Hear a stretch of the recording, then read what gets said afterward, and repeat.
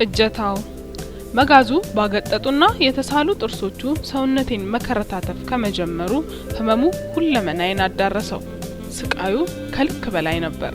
ለአመታት የጎለመሰው ግንዴን ደጋግሞ ሲሸረክተው ከተሰማኝ መገለጽ የማይችል ህመም በላይ ያሳመመኝ ግን የመጋዙን እጀታ ስመለከት ያስተዋልኩት ነገር ነው። እጀታው የተላገ የለሰለሰና ቫርኒሽ የተቀባ እንጨት ነው። ፈጣሪ ያሳያችሁ። እኔ ዛፍ ነኝ፣ በቁሜ የሚገዘግዘኝ መጋዝ እጀታ ደግሞ እንጨት፣ ያውም አሳምሬ የማውቀው ከኔው የዛፍ ዘመዶች የተወሰደ እንጨት። በዚያች የነፍስ ግቢ ነፍስ ውጪ ቀውጢ ሰዓት እንኳን ከራሴው የስጋ ዘመዶች በተወሰደ እንጨት እጀታነት መቆረጥ፣ መድማትና ተገንድሶ መውደቅ ምጸቱ ከባድ ነው።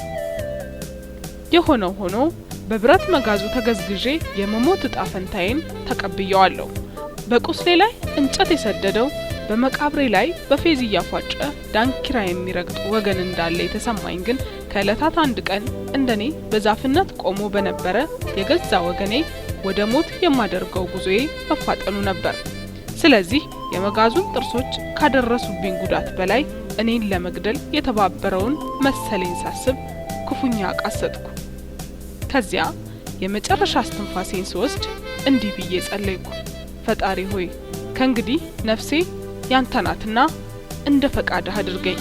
ግን አንድ ነገር ብቻ አደራህን፣ ከመሞቴ በኋላ የዚህን እንጨት እጣ ፈንታ አትስጠኝ።